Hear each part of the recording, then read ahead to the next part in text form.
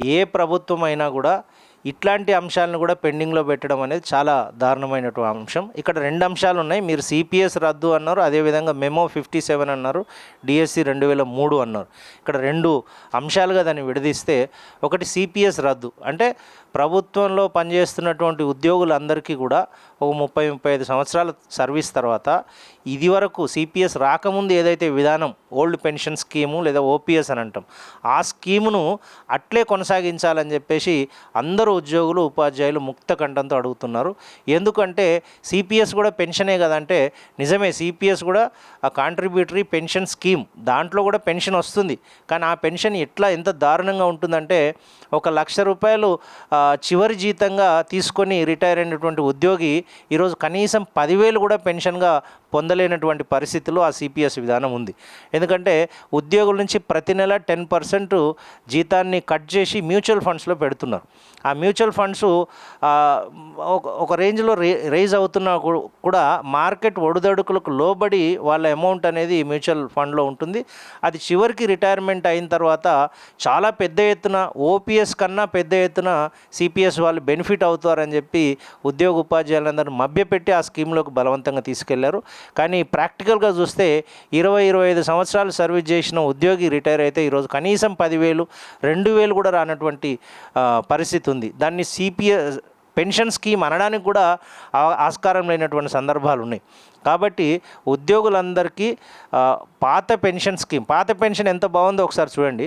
30-35 సంవత్సరాలు సర్వీస్ చేసిన తర్వాత చివరిగా ఆయన తీసుకున్న వేతనంలో సగం బేసిక్ను పెన్షన్గా ఇస్తున్నారు. ఇది ఎంత మంచి స్కీమ్ అండి. అవసాన దశలో తన శక్తినంతా కూడగట్టుకొని తీరా శక్తిహీనంగా మారినటువంటి ఒక ఉద్యోగికి బయట ఎక్కడ పనిచేసుకోలేడు కాబట్టి ప్రభుత్వ సర్వీస్ చేసినందుకు ప్రభుత్వం పెన్షన్ ఇస్తుంది. నిజానికి ప్రభుత్వంలో ఉన్న ఏకైక గ్యారంటీ ఇది ఒక్కటే, అంటే పెన్షన్ వస్తుంది ఉద్యోగి, అంటే రాష్ట్ర ప్రభుత్వ ఉద్యోగంలో ఉంటే రిటైర్ అయిన తర్వాత పెన్షన్ వస్తుంది అని ఒక నమ్మకంతోనే ఈ ఉద్యోగంలోకి చేరుతారు. బయట ఎన్నో ఉద్యోగాలు, సాఫ్ట్వేర్ ఉద్యోగాలు కూడా వదిలేసి ప్రభుత్వ ఉద్యోగాలకు రావడానికి కూడా కారణం ఏంటంటే ఒక గ్యారంటీడ్ పెన్షన్ ఉంటుంది అని చెప్పి. కానీ ఈరోజు గ్యారంటీడ్ పెన్షన్ లేనటువంటి పరిస్థితిలో తెలంగాణ రాష్ట్ర ఉద్యోగి ఉన్నాడు. నిజానికి కాంగ్రెస్ పార్టీ ఎక్కడ అధికారంలో ఉన్నా కూడా సిపిఎస్ను రద్దు చేస్తామని చెప్పారు. నిజానికి కొన్ని రాష్ట్రాలు చేశారు, అభినందనీయం.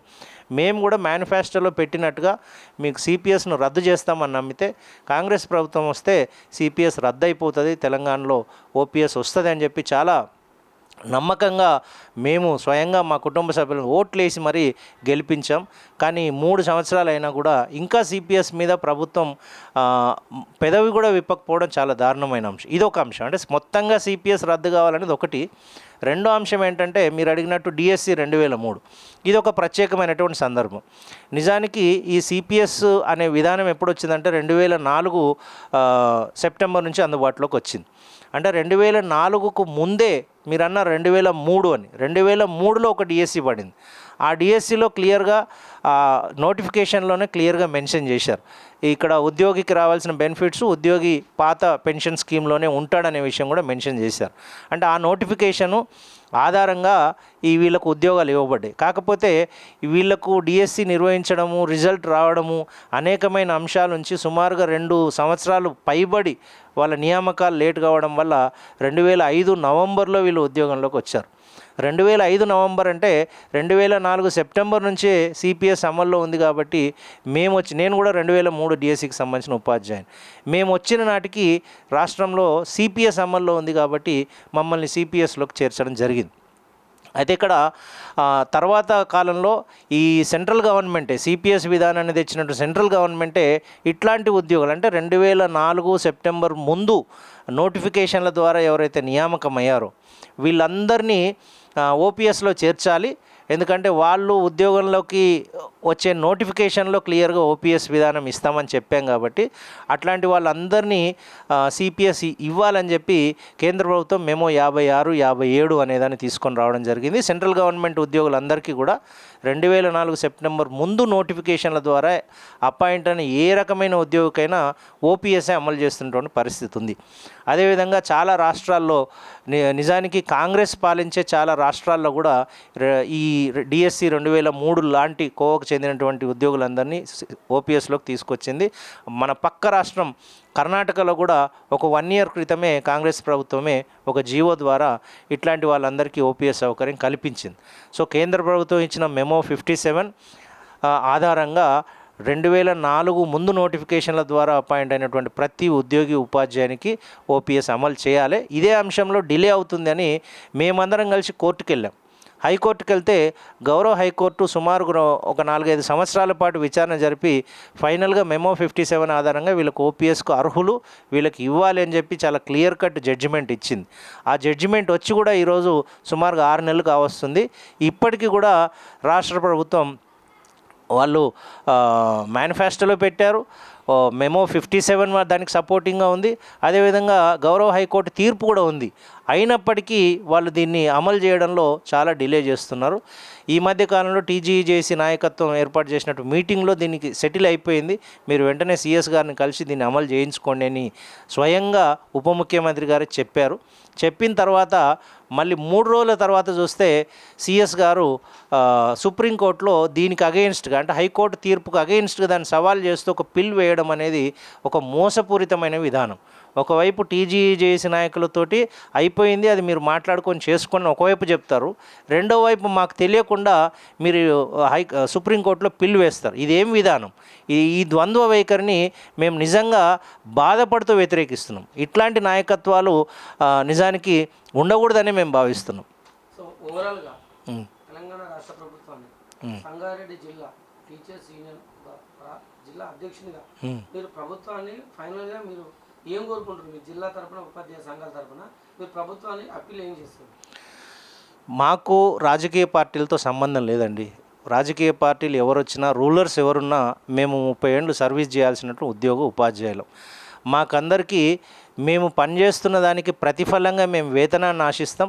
ఆ వేతనం రెగ్యులర్గా ఇవ్వండి. మీరు ఇస్తున్నారు, చాలా సంతోషం. గతంలో జీతాలు కూడా టైంకి వచ్చేవి కాదు, ఇప్పుడు మీరు రెగ్యులర్గా 1వ తారీఖు జీతాలు ఇస్తున్నారు, చాలా సంతోషం. అదేవిధంగా జీతాలు ఎట్లయితే 1వ తారీఖు నాడు ఇస్తున్నారో 6 నెలలకు ఒక డిఏ మా హక్కు అండి. 6 నెలలకు ఒకసారి ఇవ్వాల్సిన డిఏ మేము అడగకముందే మీరు ఇవ్వండి. అదేవిధంగా 5 ఏళ్లకు ఒకసారి పిఆర్సీ ఇవ్వడం అనేది చాలా సంవత్సరాలుగా జరుగుతుంది. ఇప్పటికి 10 పిఆర్సీలు అమలైనవి. అట్లనే దాన్ని డిలే చేయడం వల్ల ఉద్యోగ ఉపాధ్యాయులు 2-3 పిఆర్సీలు నష్టపోతున్నటువంటి పరిస్థితి ఉంది. కాబట్టి కేవలం జీతం మీదనే నమ్ముకున్నటువంటి ముఖ్యంగా ఉపాధ్యాయులు, ఉద్యోగులు వాళ్ళకు రావాల్సిన బెనిఫిట్ వాళ్ళకి ఇస్తేనే వాళ్ళ కుటుంబ సభ్యులు కానీ వాళ్ళ పిల్లల ఎడ్యుకేషన్ కానీ సక్రమంగా జరగడానికి వీలుంటుంది. అదేవిధంగా మాకు సంబంధించినటువంటి బిల్స్ను పెండింగ్లో పెట్టడం చాలా దారుణం అండి. మేము దాచుకున్న డబ్బులు కూడా మీరు ఇంకో రంగానికి మళ్లించడం అనేది చాలా వ్యతిరేకిస్తున్నటువంటి అంశం. అట్లా మళ్లించకుండా మా డబ్బులు మాకు ఇచ్చే ఏర్పాట్లు చేయాలి. అదేవిధంగా ఏ స్కీమ్ అమలు చేసినా ఒక నిబద్ధతతోటి దానికి సంబంధించిన గైడ్లైన్స్ పూర్తిగా ఇచ్చి, ఇప్పుడు ఈహెచ్ఎస్ లాగా కాకుండా గైడ్లైన్స్ పూర్తిగా ఇచ్చి ఒక నమ్మకమైనటువంటి ఒక స్కీమ్ను మీరు అమలు చేస్తే ఉద్యోగ ఉపాధ్యాయులు అందరూ కూడా ప్రభుత్వం వెంట నడవడానికి సిద్ధంగా ఉన్నారు.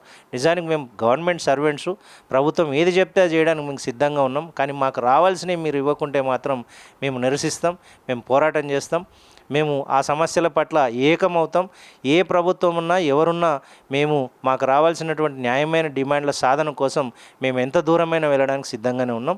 ఈరోజు టీపీటీఎఫ్ అనేది ఉపాధ్యాయుల పక్షాన, ఉపాధ్యాయులకు సంబంధించినటువంటి సమస్యల పక్షాన నిరంతరం పోరాడేటటువంటి ఒక నికార్సైన సంస్థ. టీపీటీఎఫ్గా మేము కేవలం ఉద్యోగ ఉపాధ్యాయుల సంక్షేమమే కాదు, ప్రభుత్వ విద్య బాగుపడాలని, ప్రభుత్వంలో చదువుకునేటువంటి ప్రభుత్వ పాఠశాల చదువుకునేటువంటి బడుగు బలహీన వర్గాల పిల్లలకు నాణ్యమైన విద్య అందాలని, అందరికీ ఒక కామన్ ప్లాట్ఫామ్లో విద్యను అందించాలని చెప్పి కామన్ స్కూల్ విధానాన్ని ప్రవేశపెట్టాలని చెప్పి మేము కోరుకుంటూ ఉన్నాం. సో ఆ దిశగా ప్రభుత్వం అడుగులు వేయాలి.